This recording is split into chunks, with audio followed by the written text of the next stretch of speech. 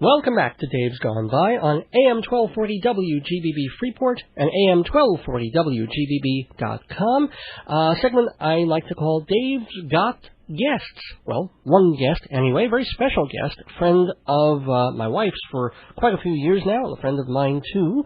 Her name is Diditi Mitra, and she's been in this country since 1986, originally from Calcutta, and so has some rather interesting memories to share about her growing up in India, and also about a culture that we kind of take for granted in this country and often make fun of, or at least if you're Jackie Mason, the whole Indian cab driver thing. We have this set batch of stereotypes, and yet we rely on them to get us around, and we see them everywhere and see them eating in little Indian restaurants just as they jump into their cabs and change gas, but there's a whole real life and real people behind that, and hopefully we'll get a glimpse into that culture from our friend Diditi. So Diditi Mitra, welcome to Dave's Gone By.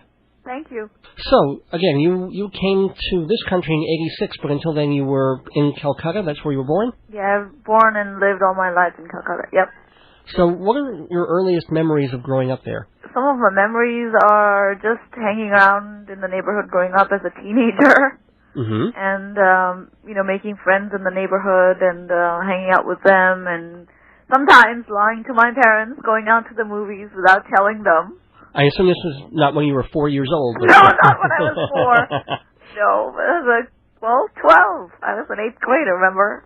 Well, there's actually, Indian movies are coming into some kind of renaissance now. We're seeing more and more, that's happening. Do you love Indian cinema? Yes, I love the Hindi movies with all its problems. I love them because they are, I think, escapist in a lot of ways. And the Hindi music, which is part of the cinema, mm-hmm. is really what a lot of people listen to. And now it's changing a little bit because with pop music and non-film music becoming part of the mainstream. But in terms of mainstream songs, I think that's where a lot of the songs come from. So I do enjoy it, and it's colorful, and most of it is a little escapist. It can get a little boring, but mm-hmm. I do like it.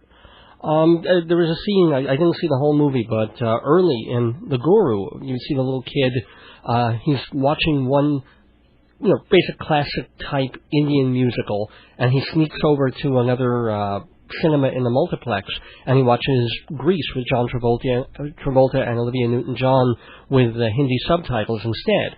Did you have some of that growing up? Was there like the thrill of an American movie coming through also, and were they significantly different? Oh yeah, I do remember seeing Grease when I was, 8th grade.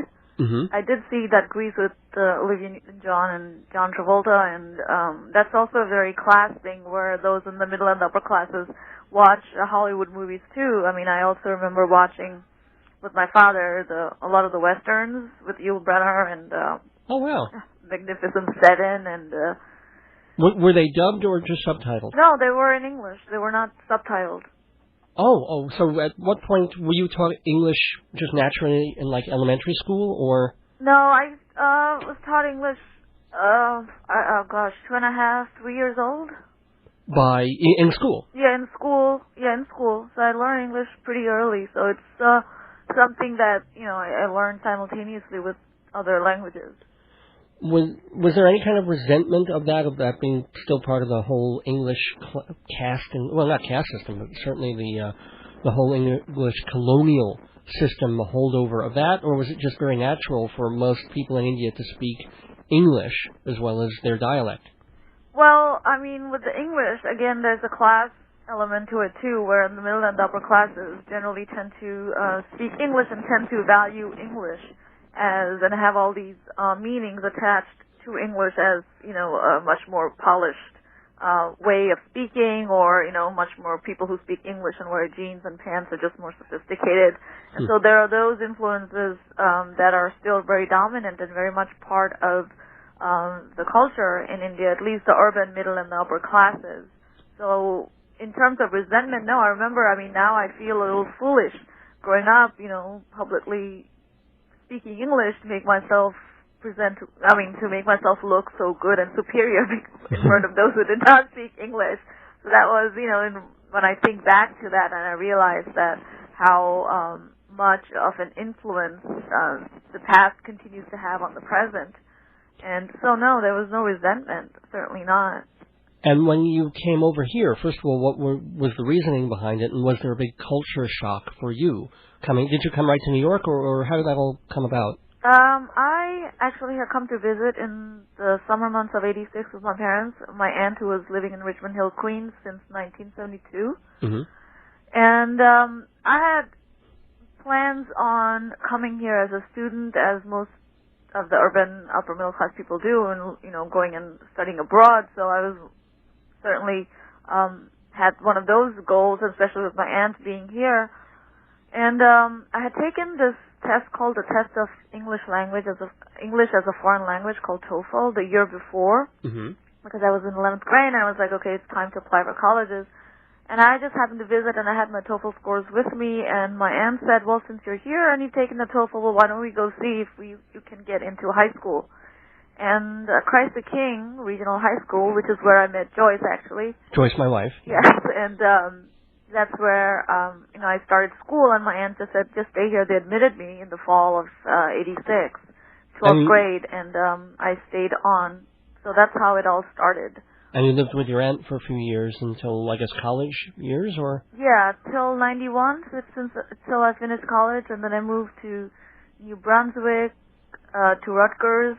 I was there till '94. And then I moved to Philadelphia to go to Temple from '94 to... Temple being Temple University, not you didn't convert to Judaism and rush to a synagogue in Philadelphia. Yeah. No, totally not. And then in 2002 is when I finished my degree, and now I'm living in Jersey again. I'm loving it. Oh, yes, definitely. So what was the biggest appreciable difference for you? I mean, you were young, high school age, when you made the real switch. But between Indian life, city Indian life, you were urban, and America, Queens, New York. Yeah, I mean, one of the things that helped was knowing the language, but I did not necessarily understand the accent. So I remember that being a fear. It was almost as if I didn't know the language. So that was one thing. So I wouldn't answer telephones because I didn't know what the person on the other side would be saying, because I didn't understand the language. I was fearful of the telephone. So that, of course, over a while I got over it. Okay, tell the eraser story. The eraser story, yes, that was one other story. Well, I was in school. It was an art class, and in India, eraser is called a rubber. And we were sitting around, and I don't know, Joyce happened to be there. I know she wasn't in class. I don't know why she was there. She was sitting next to me, and asked her for a rubber. And she understood what I meant. Yeah. And so she said, well, why don't you ask Laura? Laura was sitting way across from the table, and I'm very lazy. So instead of getting up and walking over to her and asking her for a rubber, oh God, I just happened to yell it across the table. And rubber, and Laura looks at me in a strange way, and Joyce Ann is sitting next to me, smirking. Smirking. Knowing my wife, she was probably laughing, hysterically. She was like, oh my God, I got her in trouble. And that was certainly the purpose. And did Laura give you a rubber? She said for later, baby, but not right now. Oh, man. All right. I want to take the second half of this interview. Okay. And talk about, you have your doctorate, by the way. Congratulations. Thank you. A lovely doctorate from Temple? Yes. In sociology. Sociology, which is what my wife is getting her doctorate in as well over at Fordham.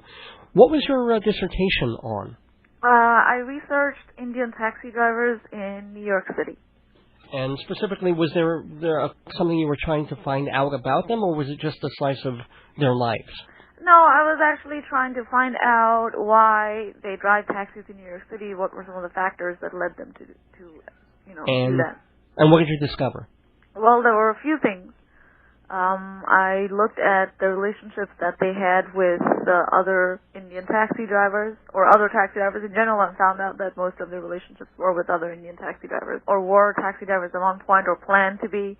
And I looked at the ways that the fleet garages in the city, fleet garages are places where the drivers go to lease their taxis. The drivers are independent contractors, and they lease their taxis for At the time, this was in the summer of 2000, anywhere the lease was from 80 to 110 that they have to pay up front.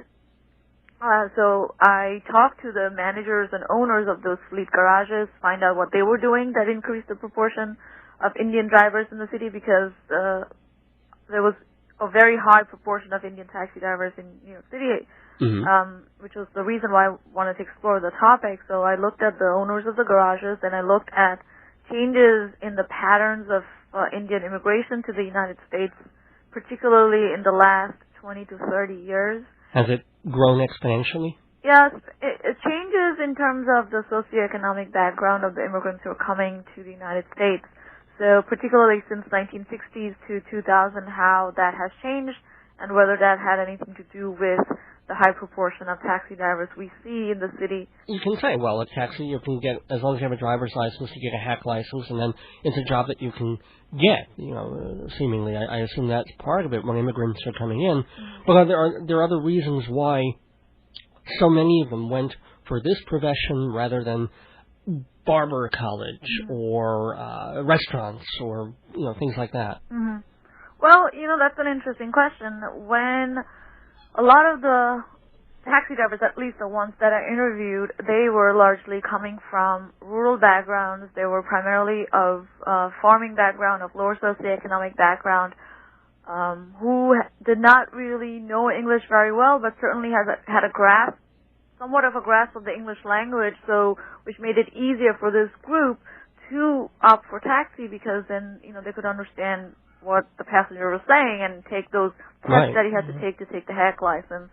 It's one of the things that is the easy thing to do, as you said. You have a driver's license, and then all you have to do is take these exams, and but they cost money, $400 to $500, I believe, to get a hack license. There's some fees. Restaurants is something that they may plan to do. So initially, because it takes a lot of capital to start a restaurant business.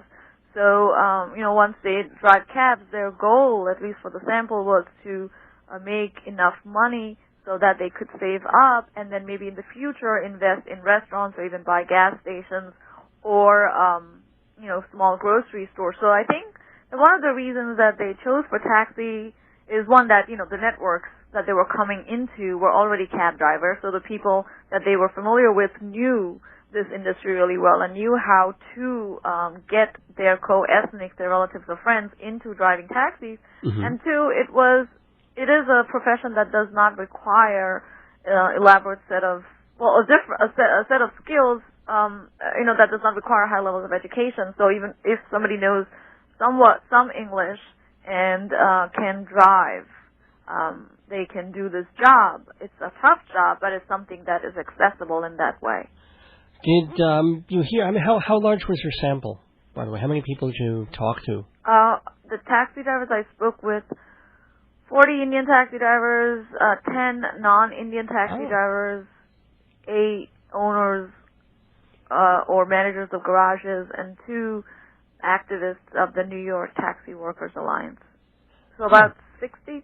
60 folks. So were their experiences as a whole positive, or is it all a way station for them, or do they end up not really even making enough to put down enough money to go to the next level of the so-called American dream that they want, or are they sending a lot of money home to relatives and friends who are making $3 an hour out in Pakistan or in India? Well, that's a good question. It's something that I think that future research needs to explore, that what happens to these people, are they really being able to save? But given the people that I talked with, to me it would seem like a difficult dream to achieve, given that a lot of them have to pay off their loans that they took out in order to migrate. That's a lot of money from relatives or other people. Secondly, the amount of money that my sample was making really was around maybe between $24,000 to $32,000 a year, and then they're supporting families. Is that 24? They're clearing that kind of money after whatever the. Yeah. Well, they told me this is what they made in a week, so it also could be that they're also paying their leases out of the money that they're earning. Right. And this is before or after their taxes? After. It's after taxes. Yeah. So somewhere in the 24 to 30 something range. Yeah. Were there any amazing anecdotes or stories that you were told about, their experiences? Well, I mean, not really. I mean, I know that the drivers, are mugged, have the risk of that happening, of being robbed. Do they all hate police?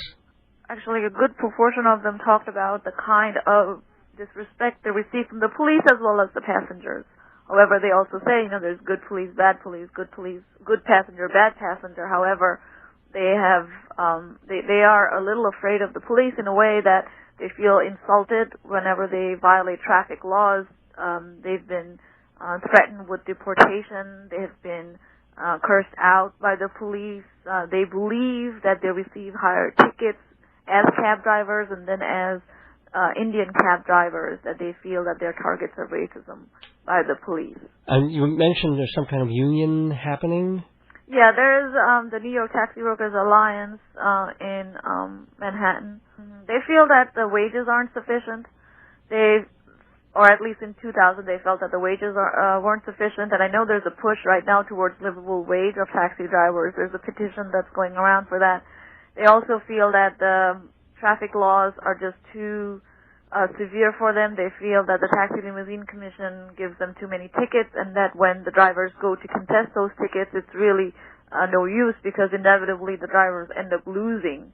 And they feel that there are charges of, racism as well that shape the experiences of the drivers. Here's one thing that I actually don't know about. Like, you get into a New York City yellow cab, and it's like $2 during the day for a drop, or $2.50 at night, and then whatever's on the meter plus tip. What goes to the cabbie? What goes to the owner? The cab company. Well, as you know, as independent contractors, they are not eligible for health benefits because they're not employers of the garages, for example, that they lease the taxis from. So they don't get that. They also have to pay the lease fee up front, usually. That's, as I said, at the time was between $80 and $110. They also have to pay for gasoline. They also have to, pay for their food, of course. Right, but in other words, of the money that the passenger hands in when the ride is over, what percentage? I assume they keep the whole tip. But what about the actual drop money and the money of the wheel spinning?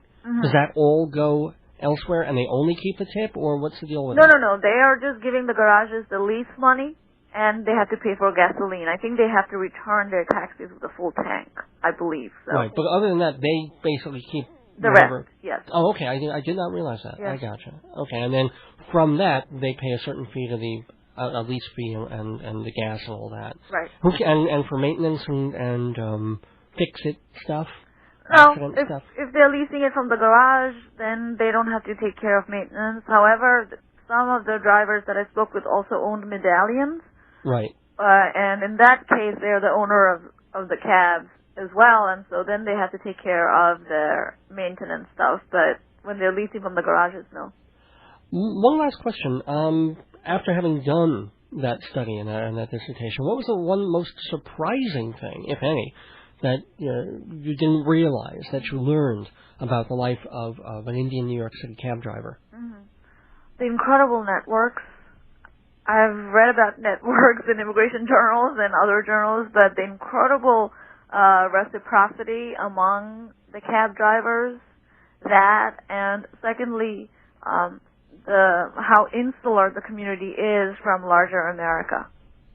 Can you elaborate a little bit on that? Sure. On both of them or just one? Well, specifically how they keep, I wouldn't say keep to themselves, but I guess that is what I'm saying. Well, yeah, I mean, their community, their friends, I don't remember any one person who did not have a Punjabi or at least, a South Asian friend, but they were primarily, because they're coming in as networks and they're completely insular to the entire country. Partly that's a function of, I think, the fact that, they don't feel included, they feel isolated, they don't feel so comfortable with the culture, they also feel disrespected, as poor people or working class people and as non-whites. So they are completely insular. And to me that was amazing because I obviously have a different experience living in this country as opposed to the taxi drivers, and here we are from the same part of the country, the same country, although different parts, and yet have such different experiences. And to me, it was a function of, I think, when I came, the people I met, the spaces that I was in as a result of the school I went to, and the people I met. Whereas for this group of people, they were coming in to meet other friends, but also because of the socioeconomic background and who they were, there seemed to me to be a greater distance from the larger America. And I'm sure that happens for the other classes of South Asians coming in as well, but I think for others, if you're working as a professor, or you're working as a computer specialist, so there's a greater contact as a result of the working space, so there's some interaction that happens. But for these cab drivers, they are working, in their cab is their workspace, and they really don't have the opportunity to meet other people, so they tend to become more insular as a result. At least that's what I think. Well, I want to thank you, Diditi Mitra, for not being insular about this topic. What a lousy segue into the outro. I mean, it's outsular because it's bringing us out of this segment. But I want to thank you very, very much, actually, for telling us a little bit about your life and about the life of the people that you've looked at and studied. And I want to wish you best of luck in teaching and continuing to learn from and with America. Thanks so much, Diditi Mitra. Thank you very much.